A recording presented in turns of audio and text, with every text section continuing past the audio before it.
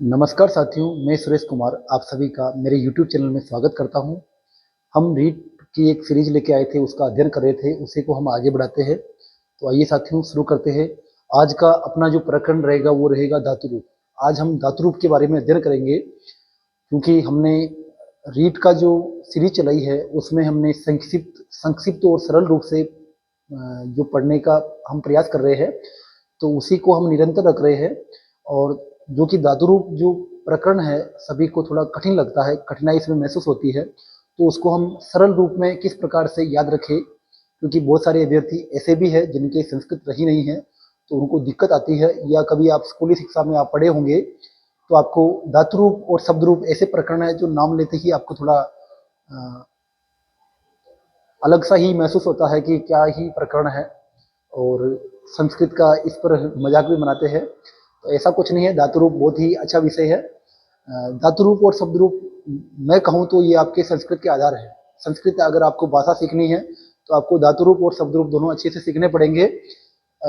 शब्द और धातु के रूप क्यों होते हैं ये भी आपको समझना पड़ेगा, ठीक है। तो आइए साथियों शुरू करते हैं। आज का अपना प्रकरण है धातु रूप। तो देखिए, धातु रूप हम पढ़ रहे हैं। धातु रूप देखो, धातु, सबसे पहले धातु की बात करते हैं। धातु क्या है? धातु यानी होता है क्रिया, ठीक है। जैसे हिंदी में कोई भी जो काम है, किसी भी काम को हम करते हैं तो उसको क्रिया कहते हैं, काम को क्रिया कहते हैं, है ना।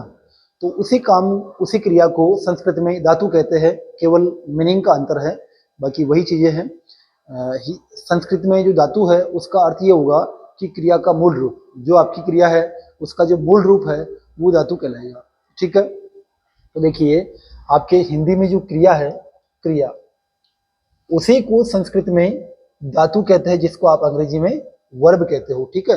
लेकिन क्रिया जो है, क्रिया का मूल रूप, क्रिया का मूल रूप जो है वही धातु कहलाएगा, ये आप ध्यान देंगे, ठीक है।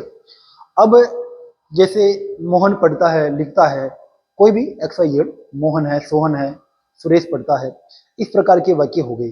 तो यहाँ देखो, सुरेश पढ़ता है, पढ़ता है तो पढ़ने का काम हो रहा है, तो ये पढ़ता है जो काम है इसको क्रिया कहेंगे अपन। और इसका जो मूल रूप है, मूल रूप क्या है? पढ़ना। पढ़ना का जो देखो क्रिया आपकी है, जैसे पढ़ना, पढ़ना आपकी क्रिया है, इसका जो मूल रूप है, मूल रूप कहलाएगा पठ। ये पठ है, इसी को साथियों हम धातु कहते हैं। क्रिया का जो मूल रूप है उसी को धातु कहते हैं, ठीक है। अब आपको ध्यान देना है, धातु में लकार होते हैं, धातु में लकार होते हैं, यानी कि जैसे हिंदी में क्रिया के काल होते हैं, कोई भी काम है, हो चुका या हो रहा है या होने वाला है, इस प्रकार से क्रिया के तीन काल सामान्यतः होते हैं। अंग्रेजी में भी आपके तीन टेंस होते ही है, past tense, future tense, present tense, इस प्रकार से। तो संस्कृत में भी ऐसे ही लकार होते हैं, ठीक है। काल को आप जैसे अंग्रेजी में टेंस कहते हो, वैसे संस्कृत में आप लकार कह दीजिए, इतना ही अंतर है, ठीक है। तो आपकी धातु है, देखो धातु, धातु के होते हैं लकार, क्या होते हैं? लकार। अब ये लकार क्या है? तो लकार का अर्थ साथियों काल, लकार का अर्थ क्या है? काल है, ठीक है। तो जैसे मान लीजिए मोहन पढ़ता है, पढ़ता है, काम अभी हो रहा है, वर्तमान, वर्तमान काल की क्रिया का संकेत हो रहा है, यानी कि यहाँ वर्तमान कालिक क्रिया है, ठीक है। ऐसे ही मोहन ने पढ़ा, मोहन ने पढ़ा। अब यहाँ पे मोहन ने पढ़ा, जो पढ़ने का काम जो है हो चुका है, बीत चुका है, तो भूतकाल में आ गया। भूतकाल की क्रिया है, जो पढ़ना क्रिया है वो भूतकाल में आ रही है, ठीक है। ऐसे ही मोहन पढ़ेगा, मोहन ने अभी पढ़ा नहीं है, पढ़ भी नहीं रहा है, पढ़ेगा, फ्यूचर प्लानिंग है उसकी, तो ये आपकी भविष्य काल की क्रिया हो गई, ठीक है। क्रिया का काल भविष्य हो गया।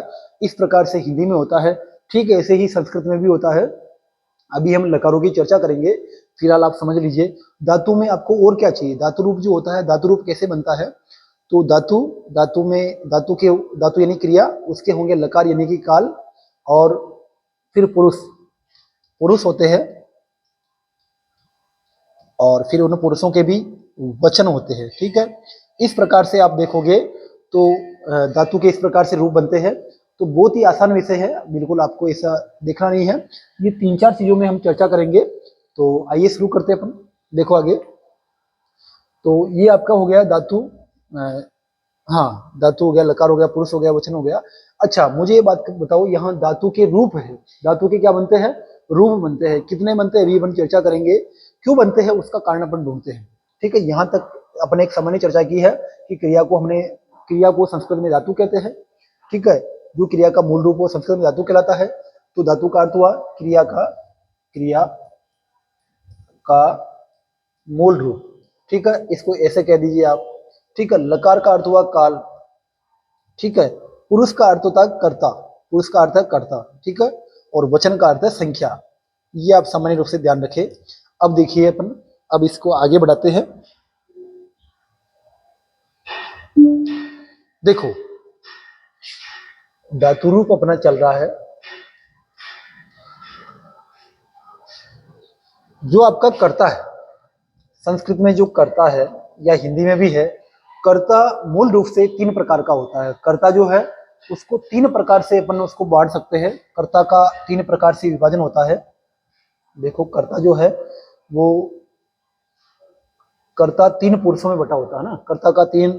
कर्ता का विभाजन होता है पुरुषों में, 3 पुरुषों में। तो एक हो गया प्रथम पुरुष, एक हो गया मध्यम पुरुष, और एक हो गया उत्तम पुरुष। ध्यान देंगे, कर्ता के 3 विभाजन अपन को प्राप्त होते हैं। कर्ता 3 भागों में बांट दिया जाता है। कौन कौन सा? एक तो प्रथम पुरुष, मध्यम पुरुष और उत्तम पुरुष। कर्ता को ही पुरुष कह दीजिए आप। वो पुरुष जो है वो 3 भागों में बटा होता है, प्रथम पुरुष, मध्यम पुरुष, उत्तम पुरुष। अब बात ये आती है कि उत्तम पुरुष किसे कहेंगे, प्रथम पुरुष किसे कहेंगे, मध्यम पुरुष किसे कहेंगे। तो ध्यान देने वाली बात है। देखो, यहां से शुरू करते हैं अपन, जो कम है वहां से याद करते हैं, क्योंकि उत्तम पुरुष जो है वो कम है। देखो, उत्तम पुरुष का अर्थ होता है कहने वाला, कहने वाला। उत्तम पुरुष का अर्थ है कहने वाला, स्पीकर, वक्ता इसको कह दीजिए। ठीक है, मध्यम पुरुष का अर्थ हुआ सुनने वाला, सुनने वाला। और जो उत्तम पुरुष का अर्थ जो होगा वो कहने वाला और सुनने वाले के अलावा होता है। इन दोनों के बीच में सकारात्मक जिसकी भूमिका नहीं होती है, वो अन्य पुरुष या उसको प्रथम पुरुष कहेंगे। जैसे मान लीजिए मोहन और सोहन दोनों साथ में खड़े हैं। मोहन कोई बात कर रहा है, सोहन सुन रहा है, सोहन कोई बात कर रहा है, मोहन सुन रहा है। अब ये किसी ऐसे आदमी की बात करें जो इन दोनों के बीच में नहीं है, जो इन दोनों की बात को कहने और सुनने की प्रक्रिया में शामिल नहीं है, तो वो अन्य पुरुष होगा। ठीक है, और उसके लिए जो शब्द का इस्तेमाल करेंगे या तो बोलेंगे वह या उसका नाम लेंगे। ठीक है, अब जैसे मान लीजिए सोहन कोई बात कह रहा है मोहन को, तो क्या खुद के लिए क्या बोलेगा? मैं पढ़ूंगा, मैं लिखूंगा, मैं ये कह रहा हूँ, मैं जाऊंगा। इस प्रकार से खुद के लिए मैं शब्द का इस्तेमाल करेगा। तो जो वक्ता है, कहने वाला है, खुद के लिए जिस शब्द का इस्तेमाल करता है वो है मैं। ठीक है, और ये मैं आपके आता है उत्तम पुरुष में। कहने वाला खुद के लिए कोई बात कहेगा तो वो किस शब्द से संबोधित करेगा? मैं। ठीक है, उत्तम पुरुष यानी कहने वाला और खुद के लिए मैं शब्द का इस्तेमाल करेगा। मध्यम पुरुष यानी सुनने वाला, और सुनने वाले को जो कहने वाला है क्या क्या कहकर संबोधित करेगा कि तुम जाओ, तुम आओ, तुम पढ़ो, तुमने सुना, तुमने देखा। इस प्रकार से कहने वाला जो है सुनने वाले के लिए तुम शब्द का प्रयोग करेगा, और उसको कहते हैं मध्यम पुरुष। ठीक है, तुम, मध्यम पुरुष में आता है तुम। ठीक है, प्रथम पुरुष में आता मैं, मध्यम पुरुष में आता है तुम। तो अच्छा, उत्तम पुरुष में मैं के अलावा और भी कोई आता है क्या? नहीं आता है। उत्तम पुरुष में केवल और केवल मैं आता है। मध्यम पुरुष में केवल और केवल तुम आता है। तो और बाकी चीजें जो भी बच गई है वो सब इसमें आएगी, प्रथम पुरुष में आएगी। प्रथम पुरुष का एक अन्य नाम है अन्य पुरुष। ठीक है, तो और बाकी क्या बच गया? जैसे कि अच्छा, मैं और तुम क्या है? मैं और तुम एक सर्वनाम है। क्या है? मैं भी एक सर्वनाम है और तुम जो है वो भी सर्वनाम है। मैं अस्मद शब्द है और तुम युष्मत शब्द में आता है। ठीक है, तो अस्मद शब्द तो आ गया आपके उत्तम पुरुष में, युष्मत शब्द आ गया आपके मध्यम पुरुष में। इनके अलावा जो भी सर्वनाम बच गए हैं, और भी सर्वनाम है क्या? बिल्कुल, सर्वनाम आप लोगों ने पढ़े होंगे। मैं, तुम, यह, वह, ये आपके सर्वनाम है। ठीक है, जो संज्ञा के स्थान में प्रयुक्त होते हैं उनको सर्वनाम कहते हैं। तो मैं तो आपका उत्तम पुरुष ने ले लिया, तुम आपके मध्यम पुरुष ने ले लिया। इसके अलावा यह, वह इत्यादि जो बचते हैं वो आपके प्रथम पुरुष में आएंगे। और नाम, क्योंकि सर्वनाम की बात की मैंने, नाम की तो बात ही नहीं की। नाम यानी संज्ञा, संज्ञा शब्द जितने भी है वो सब आपके प्रथम पुरुष में आएंगे। तो प्रथम पुरुष में क्या आएंगे, देखो प्रथम का मतलब ये हुआ, पहले तो कहने वाला उत्तम, सुनने वाला मध्यम, और प्रथम का मतलब अन्य। जो अन्य है उसको, जो कहने और सुनने वाले के बीच में नहीं है, उसको अपन प्रथम पुरुष कहते हैं। और इसमें क्या आएगा, इसमें आपका वह है, यह है, ये तो सर्वनाम है, और नाम यानी कि संज्ञा, जितने भी सारी संज्ञा है वो भी सारी किसमें आएगी, वो आपकी प्रथम पुरुष में आएगी। ये आप ध्यान देंगे, बहुत आसान है। मैं, उत्तम पुरुष, तुम, मध्यम पुरुष, इनके अलावा जो भी सर्वनाम बच गए हैं वो प्रथम पुरुष में आ गए, और नाम जितने भी सारे हैं वो भी आपके प्रथम पुरुष में आ गए। मैं समझता हूं यहां तक आपको पुरुषों का समझ में आया होगा। तो पुरुष यानी कि कर्ता को 3 भागों में बांटा है, प्रथम पुरुष, मध्यम पुरुष, उत्तम पुरुष। कैसे क्या होता है ये भी अपन समझ चुके हैं। अब देखो ये जो 3 रूप बांटे हैं, पुरुषों के 3 रूप है, पुरुषों के 3 रूप है, देखो पुरुषों के 3 रूप है, ठीक है।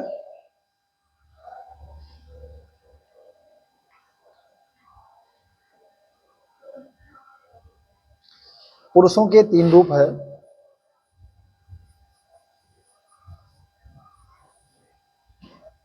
देखो पुरुष जो है आपके 3 भागों में बांट दिए।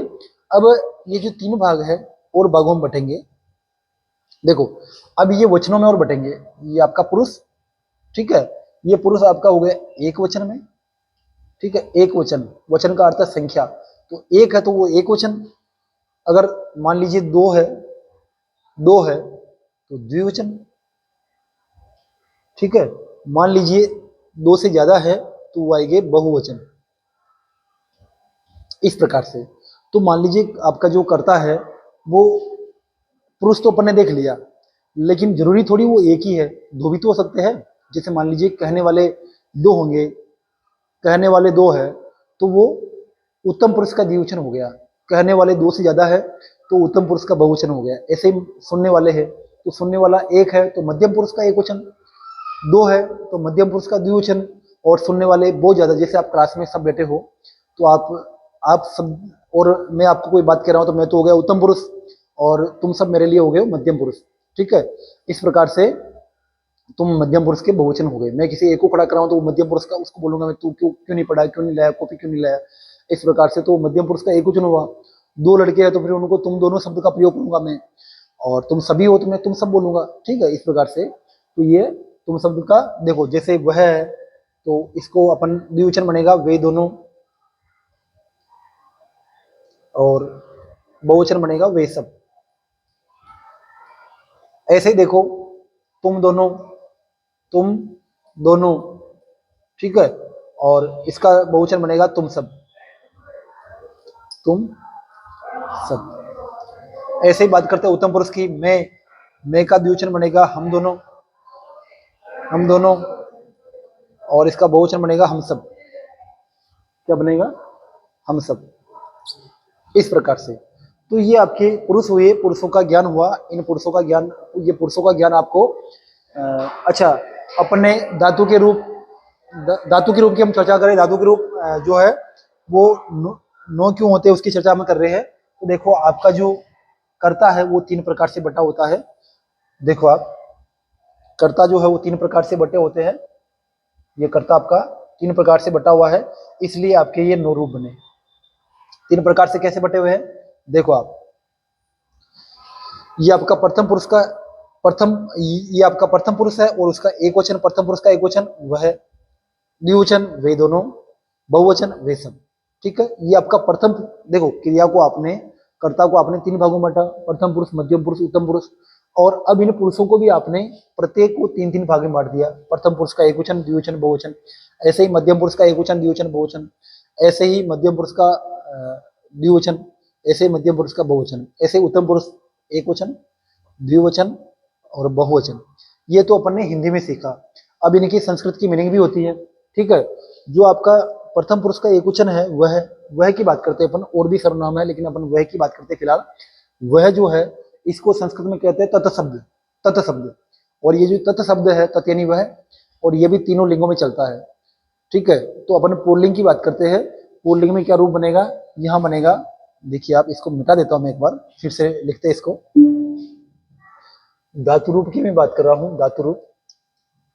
और अभी तक आपने क्या पढ़ा, अभी तक आपने पढ़ा कर्ता का जो प्रकार है, देखो एक मिनट देखो आप, धातु रूप।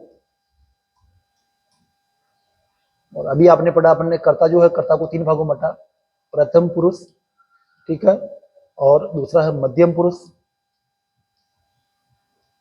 तीसरा है उत्तम पुरुष। इस प्रकार से आपने कर्ता को 3 भागों में बांटा है, कर्ता को आपने 3 भागों में बांट दिया, ठीक है। ये आपका कर्ता जो है 3 भागों में बढ़ चुका। अब इन तीनों को आप क्या करोगे, फिर से 3 भागों में बांटोगे, 1, 2 और 3। फिर से क्यों बांटा, क्योंकि देखो ये आपके कर्ता को आपने 3 पुरुषों में बांटा और उन 3 पुरुषों को वापस 3-3 वचनों में बांटा। ये आपका एक वचन, ये आपका द्विवचन और ये आपका बहुवचन, ठीक है। ये आपका और विभाजन हो गया। इस प्रकार से आपका जो है ये एक टेबल बन के आई है और इस टेबल में कितने, 1, 2, 3, 4, 5, 6, 7, 8, 9 रूप बने हैं। और ये 9 रूप किसके हैं, कर्ता के। ये 9 रूप किसके हैं, कर्ता के हैं, ठीक है। आपके कर्ता के जो है 9 रूप बन के आए हैं। और अपने जैसा कि अभी देखा है, उत्तम पुरुष में मैं आता है, मध्यम पुरुष में तुम आता है और प्रथम पुरुष में वह या किसी का नाम। अपन वह की बात करते हैं। वह को संस्कृत में कहते हैं, क्या कहते हैं, स। पुल्लिंग की बात कर रहे हैं ना, तत् यानी वह, तत् शब्द है, तत् शब्द का पुल्लिंग जो बनेगा वो बनेगा स ताउत, स्त्रीलिंग बनेगा सा ते ता, ठीक है, वो भी इसी में आएगा। तो स यानी वह एक है तो इसी में आएगा। वे दोनों है तो उसके लिए आएगा ताऊ, ताऊ यानी वे दोनों। और वे सब है तो ते, स ताऊ ते। स यानी वह, ताऊ यानी वे दोनों और ते यानी वे सब, ठीक है। मध्यम पुरुष में तुम आता है और तुम को संस्कृत में कहते हैं तुम, क्या कहते हैं, तुम। अगर ये 2 है तो तुम दोनों बनेगा युवाम और तुम सब तो बनेगा यूयम, क्या बनेगा, यूयम। ऐसे ही उत्तम पुरुष में आता मैं और मैं को संस्कृत में कहते हैं अहम। मैं की मीनिंग क्या है, अहम। और द्विवचन बनेगा हम दोनों, इसको संस्कृत में कहते हैं युवाम, सॉरी आवाम। और इसका बहुवचन बनेगा वयम, अहम आवाम वयम। इस प्रकार से आपने पहले याद किए होंगे, नहीं किए तो फिर अभी याद करें आप। स तऊ ते, ये आपका प्रथम पुरुष है। यहाँ पे अगर स्त्रीलिंग का प्रयोग करते हो तो सा ते ता ऐसा आ जाएगा। और नपुंसकलिंग का अगर प्रयोग करते हो तो तत ते तानी, ये सारे प्रथम पुरुष में आएंगे। न कि आप ऐसे लगा दो कि स तऊ ते, इसमें सा ते ता ऐसा लियो, फिर तत ते तानी ऐसा लियो, ये गलत है। स तऊ ते, सा ते ता, तत ते तानी, ये इसी में आएंगे। उनका लिंग प्रयोग है तो स की जगह सा आ जाएगा, इसी में आएगा, ठीक है, ये ध्यान देंगे आप। और स का अर्थ क्या है वो भी आपको पता है, स का अर्थ है वह। इस टेबल को एक बार आप अच्छे से समझ लीजिए तो आपको फिर क्या आगे याद करने में ज्यादा दिक्कत नहीं रहेगी। देखो स, इनका अर्थ भी मैं लिख देता हूं। स का अर्थ है वह, ताऊ का अर्थ है वे दोनों, वे दो लिख दो। और ते का अर्थ है वे सब, ठीक है। और तुम का अर्थ है तुम, युवम का अर्थ है तुम दोनों, तुम दो। और यूएम का अर्थ है तुम सब, तुम सब। ऐसे ही अहम यानी मैं, आवाम यानी हम दोनों और वयम यानी हम सब। ये चीज आपको याद करनी है। अब क्योंकि आपके कर्ता के जो है वो 9 रूप है। कितने रूप है कर्ता के, 9 रूप है। तो क्रिया के भी फिर कितने चाहिए, क्रिया के भी भाई साहब 9 रूप चाहिए, ठीक है, 9/9।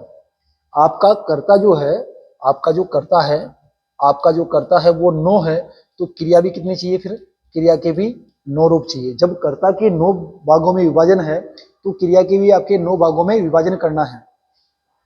इसको ऐसे सीखे आप, ये आपके जो उंगलियां हैं इनको देख लीजिए आप। ये प्रथम पुरुष मान लो, ये आपका मध्यम पुरुष मान लो, ये आपका उत्तम पुरुष मान लो। इनके डिब्बे बने हुए हैं। ये प्रथम पुरुष का एक वचन, ये प्रथम पुरुष का द्विवचन, ये प्रथम पुरुष का बहुवचन। मध्यम पुरुष एक वचन, द्विवचन और बहुवचन। उत्तम पुरुष एक वचन, द्विवचन और बहुवचन, ठीक है। इस प्रकार से आप इनमें भी आप देख सकते हो। तो इस प्रकार से आपके कर्ता के 9 रूप हो गए तो क्रिया के भी कितने हो गए, 9 रूप हो गए। धातु के भी कितने रूप हो गए, 9 रूप हो गए। तो ये आपके धातु के रूप इसलिए बनते हैं और अर्थ सबका एक ही रहेगा। जैसे मान लीजिए पट धातु है तो पट धातु के जो 9 रूप जिस भी लकार में बनेंगे उसका अर्थ वही रहेगा। जैसे लट लकार है, पट धातु का लट लकार है तो उसका अर्थ है पटता है, यही अर्थ रहेगा। चाहे उसका कोई सा भी रूप बना लो, लेकिन उनका क्या है, पुरुष और वचन के हिसाब से उनका अलग अलग प्रसंग में प्रयोग होगा, प्रयोग के हिसाब से इनके अलग अलग रूप है, तो वही अपने को याद करने हैं।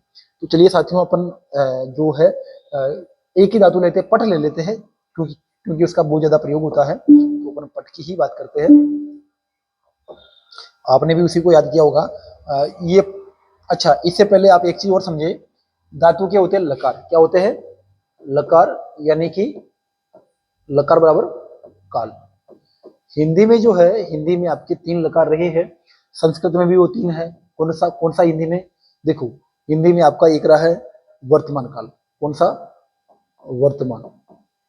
ठीक है। हिंदी में आपका एक रहा है भूतकाल। हिंदी में आपका एक रहा है भविष्य काल। ठीक है, ये 3 काल रहे हैं। संस्कृत में भी ये तीनों काल है। वर्तमान काल को कहते हैं लट। वर्तमान का अर्थ है लट, और काल का अर्थ लकार। वर्तमान काल यानी कि लट लकार। देखो, लट का अर्थ वर्तमान और लकार का अर्थ काल, वर्तमान काल। ठीक है। ऐसे ही बात करते हैं अपन भूत। भूत को संस्कृत में क्या कहते हैं? भूत को कहते हैं लंग। लंग, और काल को कहेंगे लकार, लंग लकार। ठीक है। ऐसे ही देखिए आपका भविष्य। भविष्य को संस्कृत में कहते हैं लिट। क्या कहते हैं? लिट, और काल को कहेंगे लकार, लिट लकार। लिट लकार का अर्थ क्या हुआ साथियों? भविष्य काल। ठीक है।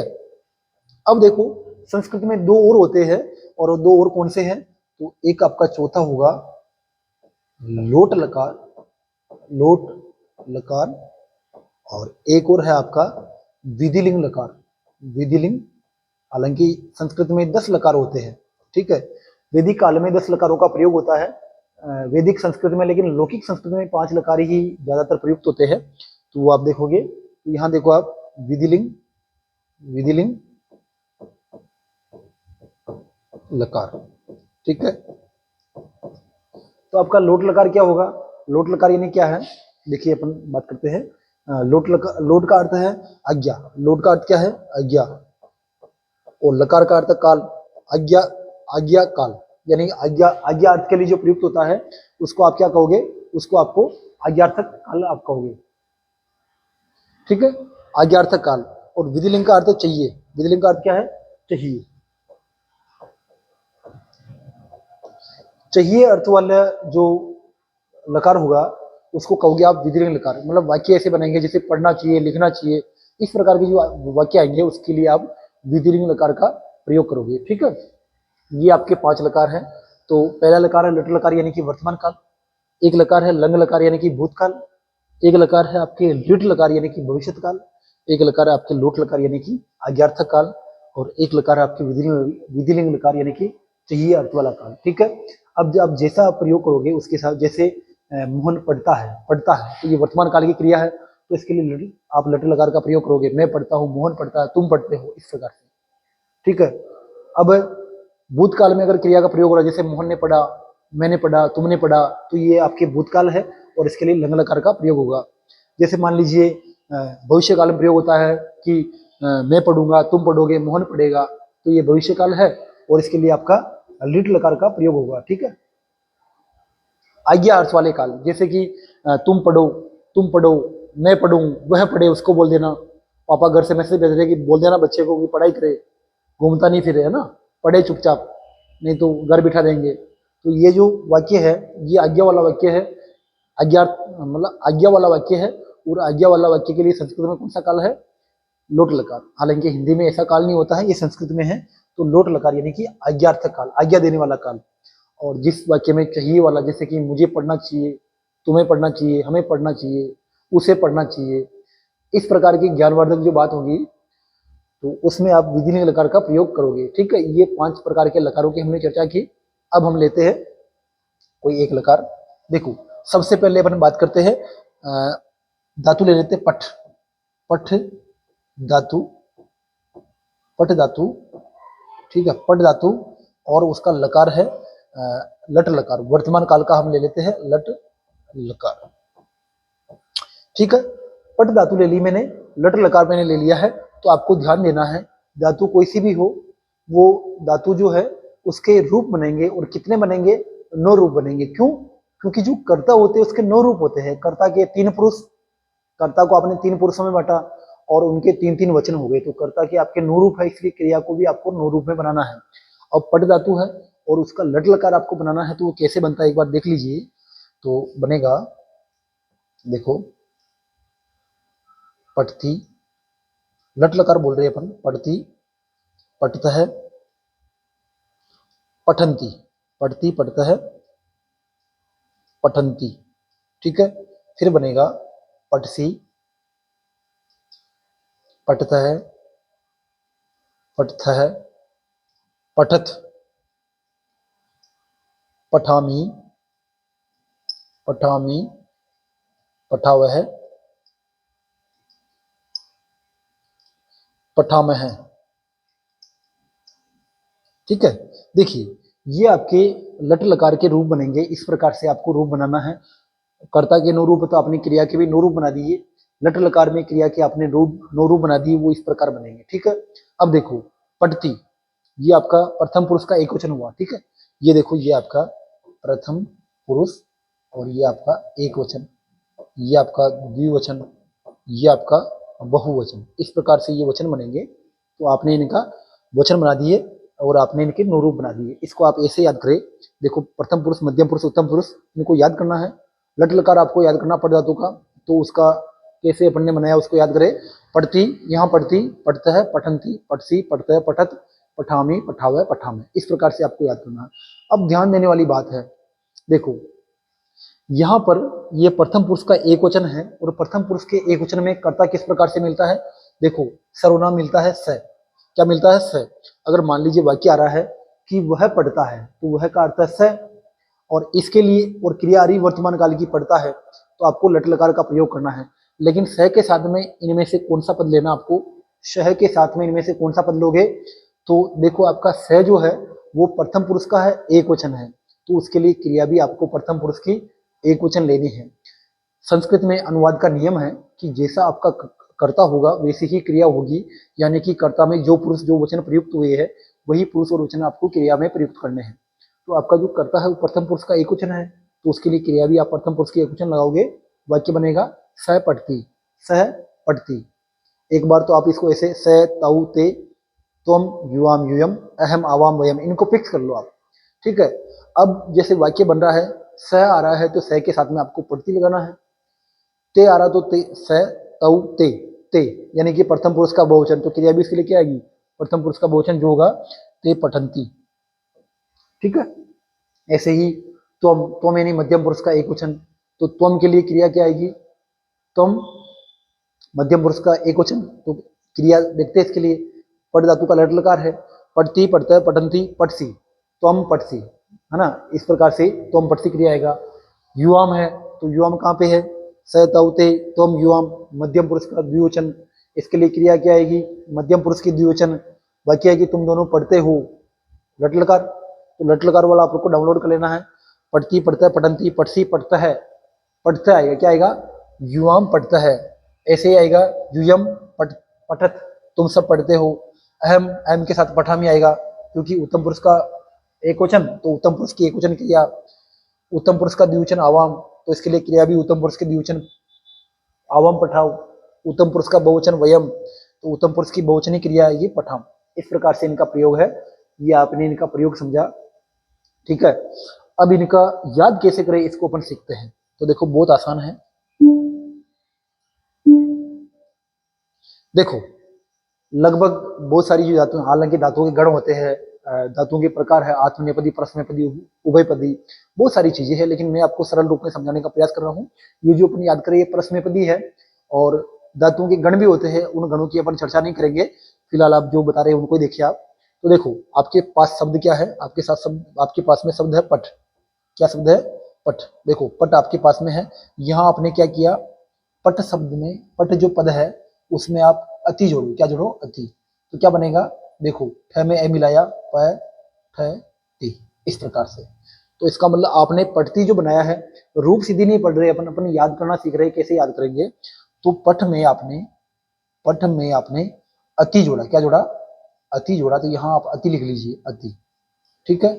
इसमें क्या किया आपने, ये रूप कैसे बनाया, तो पट जो आपकी धातु है ठ अलंत है, उसमें अ त अत ये आपने जोड़ा। पठंती कैसे बनाया, तो ठ अलंत है, उसमें आपने अंति ऐसे जोड़ा, पठंती बन गया। ऐसे ही पटसी कैसे बनाया, असी जोड़ा आपने, पठ में ऐसी जोड़ा, पटसी बन गया। ऐसे आपने पठ में अथ जोड़ा, पठत बन गया, पठता बन गया। ऐसे आपने पठ में अथ जोड़ा, पठत बन गया। यहाँ विसर्ग है द्विवचन में, बहुवचन में विसर्ग नहीं, ध्यान रखेंगे इस बात का। पठामी कैसे बनाया, पठ में आपने आमी जोड़ दिया तो बन गया पठामी। पठाव कैसे बनाया, पठ में आपने आवह जोड़ दिया तो बन गया पठाव, और पठ में आपने आमह जोड़ दिया तो बन गया पठामह। इस प्रकार से सामान्य रूप से रूप सिद्धि की अपन चर्चा नहीं कर रहे हैं, अपन चर्चा कर रहे हैं कि कैसे लटर लकार अपन रूप कैसे बनाए, उसकी अपन चर्चा कर रहे हैं। तो ये बहुत ही आसान तरीका है, इस प्रकार से आप कर सकते हो। प्रयोग करके देखते हैं। जैसे मान लीजिए आपके सामने धातु आ गई क्रीड। कौन सी आ गई धातु, आपके सामने आ गई क्रीड। क्रीड धातु है आप, और आपको ये याद नहीं है, लेकिन इसके आप रूप बना सकते हो। ये तरीका आप एक बार सीख लीजिए, लगभग आपके धातुओं के रूप जो है लगभग हो जाएंगे। प्रश्न पद्धति की बात कर रहे हैं हम, तो वो आपको आ जाएंगे। कुछ कुछ धातुएं होती है जिनका थोड़ा रूप थोड़ा अलग बनता है, उनको आपको अलग से देखना पड़ेगा, बाकी आपके लिए हो जाएगा। तो क्रीड जो धातु है इसका आपको रूप बनाना है, तो इनको आप याद कर लीजिए, अति अतः अंति। जो आप रूप याद करते हो ना, बट एक रूप याद कर लो, केवल केवल एक धातु को आप याद कर लो, सभी आपको याद हो जाएगी। जैसे आपने पढ़ती याद किया, पढ़ती, पटदन अति, पढ़ती, पढ़ता है पटंती, अति अतः अंति। ऐसे इनको आपको ये साउंड जो है ये आपको ध्यान में होना चाहिए। अति अतः अंति, असी अतः अत, आमी आवह अमह, बस ये लगा दो आप। तो क्रीड में आपने अति जोड़ दो, क्रीड में अति जोड़ दो तो बन गया क्रीडति, क्रीडति। आगे कर लो, क्रीड़ित है, क्रीडंती, क्रीडसी, क्रीड़ित है, क्रीड़त, क्रीडामी, क्रीडावह, क्रीडामय। इस प्रकार से जैसे मान लीजिए धातु आपके पास आ गई वध, वध धातु, वध का अर्थ बोलना, तो बन जाएगा वध के पीछे अति जोड़ा, वदती, वदत, वदंती, वदसी, वदत, वदत, वदामी, वदा, वदाम। लिख, तो लिख में कोई बात नहीं, लिख का ख्यालंत है, तो उसमें लिखती, लिखता है, लिखंती, लिखसी, लिखता, लिखत, लिखा में, लिखाओ, लिखा। ये आपका रूप हुआ। ठीक है, प्रयोग भी अपन ने देख लिया। ये सब ये जो आपका जो कर्ता के जो प्रकार है, ये पांचों लकारों में समान रूप से, मतलब इनमें कोई परिवर्तन नहीं होता है, ये एक बार फिक्स हो गए। तो अपन आपने धातु को लकारों में बांटा, और प्रत्येक लकार का नौ नौ रूपों में आपने रूप बना लिए, धातु के आपने नौ नौ रूप बना लिए सब लकारों में। तो इस प्रकार से देखो, इसके 9 होंगे, इसके भी 9, इसके भी 9, इसके भी 9, इसके भी 9, सबके 9 रूप आपको याद करने हैं। तो अभी अपन ने याद किया लट लकार, लट लकार का मतलब वर्तमान काल, ये हमने याद किया। अब आगे याद करते हैं। देखो इसी टेबल में मैं सबका बना देता हूं। अभी आपने याद किया पढ़ती, एक मिनट, पढ़ती, पढ़ता है, पठंती, पढ़ती पढ़ता है, पठंती, पटसी, पढ़ता है, पठत, पठामी, पठावह, पठामह। ये आपका लट लकार है जो कि अभी अपन ने देखा था, इसको आप याद करें।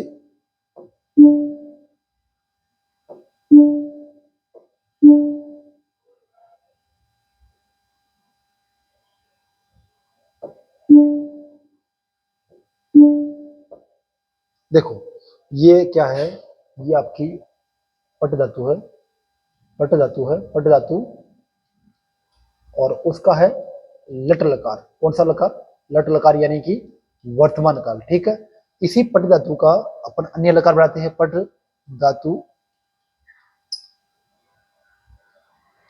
लिट लकार, लिट लकार, यानी कि लिट का अर्थ क्या होता है, भविष्य, भविष्य काल। ये कैसे बनाओगे आप, देखो आप एक बार इसके रूप देख लेते हैं। पटिशति, पटिशति, पटिशत है, पटिशत है, सॉरी, पटिशत है, पटिशन्ति, पटिशसि, पटिशसि, पटिशत है, पटिशत, पटिशामी, पटिशावह, और पटिशामह। इस प्रकार से इसके रूप बनेंगे।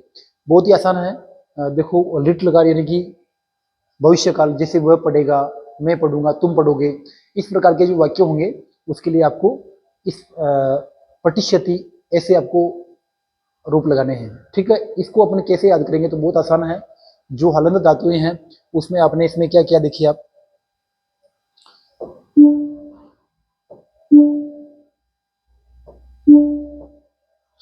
देखो हलन धातुएं उसमें आपने क्या किया, यहाँ पे ईष्यति, ईष्यति ऐसा जोड़ा है, ईष्यति है ना, ऐसा जोड़ा है। इसमें देखो इसमें आपने क्या किया है, ईष्यत है, इसमें क्या किया है, ईष्यंति। इन रूपों को याद कर लो आप, बहुत आसान रहेगा। फिर यहाँ पे क्या किया है, ईष्यसि, यहाँ पे क्या किया आपने, ईष्यत है, यहाँ पे क्या किया आपने, ईष्यत, यहाँ पे क्या किया, ईशामी, यहाँ पे क्या किया, ईशावह, यहाँ पे क्या किया, ईशामह। ये पीछे के जो साउंड आ रहे हैं इनको याद कर लीजिए आप। कोई सी भी आपको धातु बनानी हो आप आराम से बना सकते हैं। जैसे मान लीजिए वध है तो वध में हलंत रहेगा, ये आपकी वध है, देखो यहाँ पे देखो आप, ये वध, वध ये हलंत है, तो इस वध में जो द हलंत है उसमें एक ही मात्रा लगा दो, बनेगा वदिष्यति, वदिष्यति, वदिष्यत, वदिशंति, वदिष्यसि, वदिष्यत, वदिष्यत, वदिष्यामि, वदिष्याव, वदिष्यामः। इससे पहले अपन ने अभी जो इनके पुरुष, पुरुष को मैं यहाँ लिख देता हूँ, आप पुरुष को भूल जाओगे। देखो यहाँ पे पुरुष लिख देता हूँ मैं, स, थोड़ा स्पेस देते हैं, स तौ ते त्वम युवाम युयम। फिर देखो अहम आवाम वयम। ठीक है, ये आपका जो कर्ता है इतने भागों में विभक्त है, 9 भागों में विभक्त है, इसलिए आपने क्रिया को 9 भागों में बांटा, सभी लकारों के 9 भाग बनेंगे, ये फिक्स है। ठीक है, इनको आप ऐसे ही रखिए। तो देखो जैसे आपके स आ रहा तो स के साथ में प्रतिशत आएगा, तव आ रहा तो तव के साथ में प्रतिशत आएगा, ते पटिशंति, त्वम पटिशसि, युयाम युवाम पटिशत है, यूयम पटिशत, अहम पटिशामी, आवाम पटिशावह, वयम पटिशामः। इस प्रकार से आपको याद करना है। तो ये आपका लेट लकार हो गया। वाक्य का अर्थ क्या हुआ, वह पढ़ेगा, स पटिशति, मैं पढ़ूंगा, अहम पटिशामी, तुम पढ़ोगे, तुम पटिशसि, तुम सब पढ़ोगे, तुम सब यानी यूयम, और उसके लिए फिर मध्यम पुरुष की द्विवचनी क्रिया आएगी, प्रतिशत है, प्रतिशत। इस प्रकार से आपके रूप बनेंगे। ये अपने 2 लकारों की चर्चा की, साथ में जो बचे तीनों लकारों को भी अपने एक बार देख लेते हैं।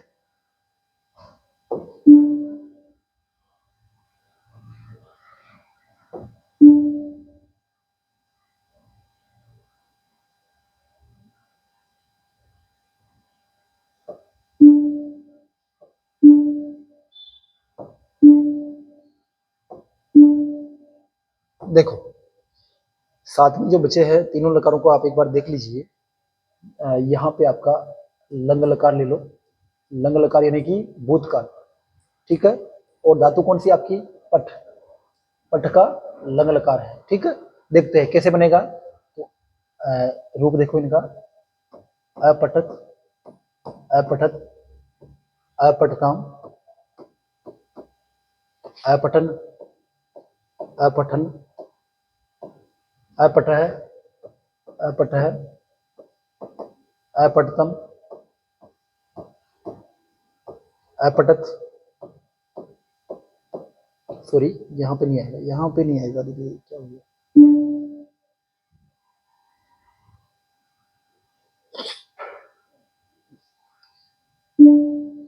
अपठत ना, बिना बिना हलंत वाला। एक फिर भी क्या रहेगा,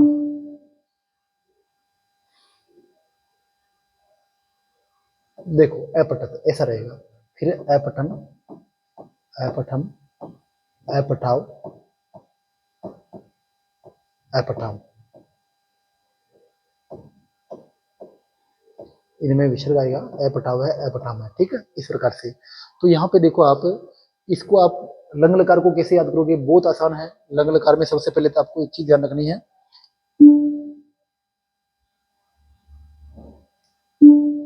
लंग लकार में सबसे पहले तो आपको एक चीज ध्यान रखनी है कि देखो सबसे सबके आगे ए लगाओगे, क्या लगाओगे, लंग लकार में सबके आगे ए लगाओगे, धातु के आगे आपको ए लगाना है, ठीक है, सबके आगे आपने ए लगा दिया।